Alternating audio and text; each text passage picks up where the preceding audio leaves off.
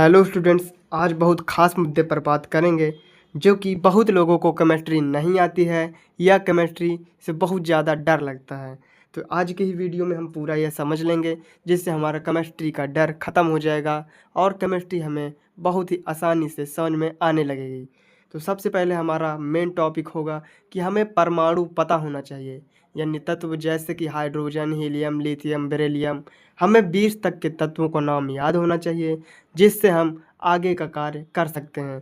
तो सबसे पहला हमारा टॉपिक होगा कि हम यौगिक कैसे बनाते हैं। तो यौगिक हमें बनाने के लिए तत्वों की ज़रूरत पड़ती है जिससे हम कार्बनिक रसायन या भी कोई पदार्थ जैसे शरबत, नींबू के जितने भी केमिकल्स पाए जाते हैं उनको आसानी से बना सकते हैं। तो यही को हम जानेंगे कि कार्बनिक रसायन हमारा शुरुआत का मेन टॉपिक होता है। इसमें एक शब्द आ रहा है कार्बनिक और दूसरा आ रहा है रसायन। कार्बनिक जो होता है वो कार्बन और हाइड्रोजन होता है, और रसायन जो कि केमिकल्स होता है, यानी कार्बन और हाइड्रोजन से बने हुए जितने भी केमिकल्स या रसायन होते हैं वे सभी सजीव में पाए जाते हैं, जैसे कि पेड़ पौधे, जंतु, वनस्पति, इनमें कार्बनिक रसायन पाया जाता है।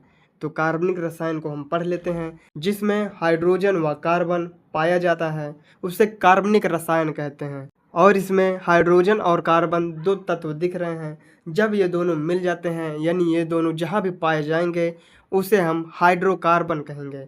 तो हाइड्रोकार्बन मतलब कि हाइड्रो से हाइड्रोजन हो चुका और कार्बन से कार्बन हो चुका। तो हाइड्रोकार्बन हमारा कार्बनिक रसायन ही होता है। अब बात करें कि कार्बनिक रसायन का खोज किसने किया था, यानी कार्बनिक रसायन को सबसे पहले नाम किसने दिया, पता किसने लगाया। तो लेवोसियो को रसायन विज्ञान का जनक कहा जाता है। लेवोसिये एक साइंटिस्ट थे। इन्होंने बताया था कि जितने भी सजीव हैं सभी में हाइड्रोजन और कार्बन उपस्थित होते हैं। कार्बनिक रसायन और हाइड्रोकार्बन और कार्बनिक यौगिक तीनों एक ही चीज होते हैं। कार्बनिक रसायन, हाइड्रोकार्बन और कार्बनिक यौगिक तीनों एक ही चीज होते हैं। अब हम पता कर लें कि कितने तत्व हैं जिनसे हाइड्रोकार्बन तैयार होता है, यानी कौन कौन से तत्व मिलने से हमारा हाइड्रोकार्बन बनता है। हाइड्रोकार्बन में हाइड्रोजन व कार्बन के अलावा बहुत सारे तत्व हैं जिनसे हाइड्रोकार्बन या कार्बनिक यौगिक या रसायन तैयार होते हैं। तो सबसे पहला तत्व होगा हमारा हाइड्रोजन, दूसरा नंबर होगा कार्बन, तीसरा नंबर होगा नाइट्रोजन, चौथा नंबर होगा ऑक्सीजन, पांचवा नंबर होगा फ्लोरीन, और छठवां नंबर होगा क्लोरीन, और सातवां नंबर होगा ब्रोमीन, और आठवां नंबर होगा आयोडीन, और नौवां नंबर होगा फास्फोरस। और बहुत सारे इसमें तत्व हैं जो कि तमाम प्रकार के हाइड्रोकार्बन तैयार कर लेते हैं। अब हमें एक खास मुद्दे की बात करना होगा कि जो हाइड्रोजन है और कार्बन है, ये जितने भी सारे तत्व हैं एक दूसरों से जुड़कर कार्बनिक यौगिक या हाइड्रोकार्बन तैयार होते हैं। यानी एक कार्बन कितने प्रकार के तत्वों से एक साथ जुड़ सकता है। तो कार्बन जो हमारा होगा वो 4 प्रकार के तत्वों से जुड़ता है, और हाइड्रोजन हमारा एक तत्व से जुड़ता है, यानी हाइड्रोजन एक कार्बन से जुड़ सकता है बस। और नाइट्रोजन हमारा 3 तत्वों से जुड़ता है, और ऑक्सीजन हमारा 2 तत्वों से जुड़ता है। बाकी फ्लोरीन एक तत्व से जुड़ता है, और क्लोरीन एक तत्व से, ब्रोमीन एक तत्व से, आयोडीन एक तत्व से, फास्फोरस जो हमारा है ये 5 तत्वों से जुड़ता है। अगर हमें यह याद हो जाता है कि कौन सा तत्व कितने तत्वों से जुड़ सकता है तो हम कंपाउंड को तैयार कर लेते हैं, जिससे कि हम एक कार्बन को कितने हाइड्रोजन से जोड़ सकते हैं। तो एक कार्बन 4 हाइड्रोजन से जुड़ सकता है। तो आप लोग देख सकते हैं कि हमने 4 प्रकार के यौगिकों को लिख लिया है। पहला का नाम है मीथेन, और दूसरा का नाम है कार्बन डाइऑक्साइड, और तीसरा का नाम है अमोनिया। तो पहला नंबर होगा मीथेन, दूसरा नंबर होगा कार्बन डाइऑक्साइड, और तीसरा नंबर होगा अमोनिया। अब हम इसके स्ट्रक्चर को बनाएंगे, यानी इसमें कार्बन और हाइड्रोजन है तो ये किस प्रकार जुड़ते हैं। तो एक कार्बन और इसके पास 4 वैलेंसी होती है। आप स्किप करके क्लिप को देख सकते हैं। तो कार्बन और हाइड्रोजन 4 है तो चारों तरफ हाइड्रोजन जुड़ जाता है।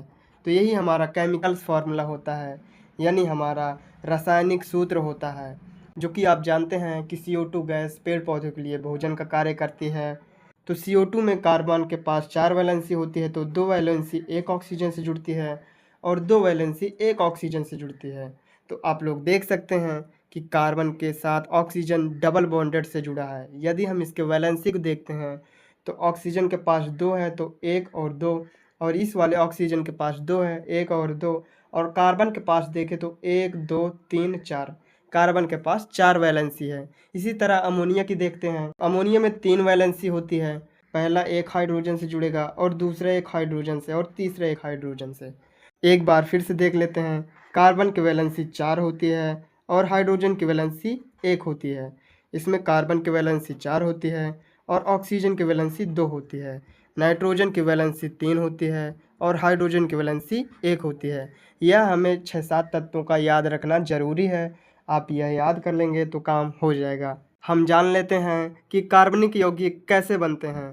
तो NH3 जो कि अमोनिया होता है इसका नाम, और इसको बनाने के लिए हमें नाइट्रोजन और हाइड्रोजन की ज़रूरत होती है। तो नाइट्रोजन और जब हाइड्रोजन को जोड़ देते हैं तो हमें अमोनिया प्राप्त होता है। नाइट्रोजन की वैलेंसी 3 होती है तो हाइड्रोजन भी 3 रखना पड़ेगा, जिससे कि हमारा बॉन्ड सिस्टम संतुलित हो सके। तो नाइट्रोजन 1 और हाइड्रोजन 3 के जुड़ने से हमें अमोनिया प्राप्त होता है। इसी प्रकार CH4 जो कि मेथेन नाम होता है इसका, जब कार्बन और 4 हाइड्रोजन जुड़ते हैं तो हमें मेथेन प्राप्त होता है। C से हमारा कार्बन हो चुका और H से हाइड्रोजन, जब दोनों मिल जाते हैं तो CH4 होता है, जिसे हम मेथेन कहते हैं। अब हम पढ़ेंगे कि कार्बनिक यौगिकों का नाम कैसे लिखते हैं। कार्बनिक यौगिकों का नाम हम 2 प्रकार से लिखते हैं। पहला नाम साधारण नाम होता है और दूसरा नाम IUPAC नाम होता है। साधारण नाम हमारे भारत में और सभी अलग अलग देशों में, खुद के देशों में चलता है, और IUPAC नाम पूरे विश्व में एक प्रकार के नाम से जाना जाता है। यदि हम CH3 और OH जो कि हमारा कार्बनिक यौगिक है, जब इसका नाम देखते हैं तो हमारे भारत में मेथिल एल्कोहल कहते हैं और IUPAC नाम में मेथेनॉल कहते हैं। इसी तरह HCHO फॉर्मेल्डिहाइड होता है साधारण नाम, और IUPAC नाम मेथेनॉल होता है। और CH3 और CHO इसका साधारण नाम एसिटेल्डिहाइड होता है और IUPAC नाम एथेनॉल होता है। और CH3CONH2 इसे एसिटामाइड साधारण नाम में कहते हैं और एथेनामाइड IUPAC नाम होता है।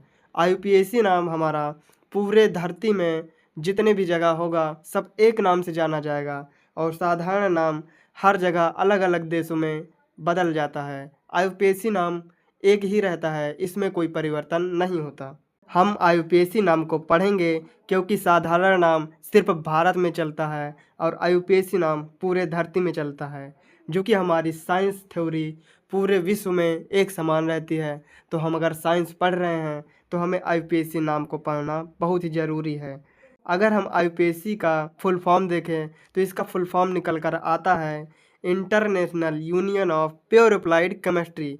इंटरनेशनल जो कि पूरे विश्व में चलती है, और यूनियन एक कमेटी है, और ऑफ प्योर मतलब शुद्ध, अप्लाइड मतलब निर्धारित, और केमिस्ट्री हमारा रसायन होता है। यानी पूरे विश्व में जो एक कमेटी बनाई गई है वो शुद्ध निर्धारित केमिस्ट्री को बनाई गई है।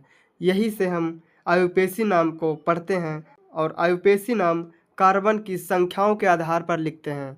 यानी जो हमारा IUPAC नाम लिखेंगे, हम कितने कार्बन उपस्थित हैं उसी के आधार पर हम IUPAC नाम लिखेंगे। सभी देशों में IUPAC नाम से यौगिकों का अध्ययन करते हैं। यदि हमें CH3 दिख रहा है तो इसमें 1 कार्बन है, और C2H6 तो इसमें 2 कार्बन दिख रहे हैं, और इसी तरह C2H5Cl तो कार्बन इसमें 2 दिख रहा है।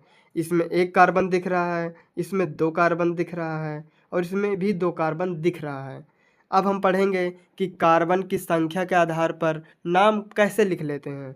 तो हम कार्बन की संख्याओं का नाम उनकी संख्याओं के आधार पर पढ़ते हैं।